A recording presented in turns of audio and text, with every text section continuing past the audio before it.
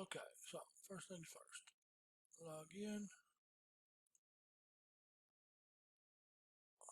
Open Excel.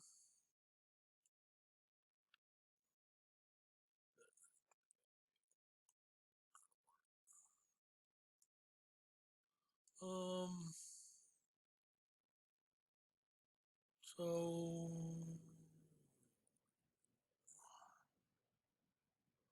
this is it.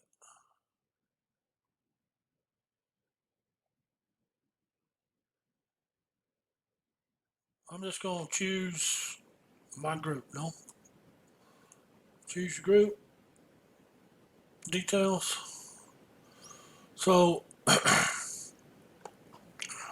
you don't need all this stuff. We'll go ahead and copy it. So go copy. Right click, paste. Page 2. Copy. Right click, paste. Delete all this business.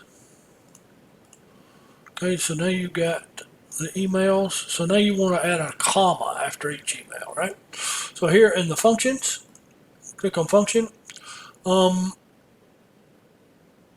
This is the function that you're looking for. Concatenate. Okay. It might if you're what do you call it? If your Excel's in Spanish, I think it's concatenate or something like that. Okay. So you're probably not going to see that function here because this is most recent. So what you do is you go to here all, and then you just scroll down to C's, the CO, and then that's it. Okay. So double click on that. So what do you want to do? You want this, and then directly after that you want a comma. So add the comma and click OK. Okay. So see you got the comma added at the end of that. So there you just make sure that the cross turns to a black cross. Scroll down, it copies the formula. So get rid of the formula. Control C, right click, paste as text, and boom, you're rocking.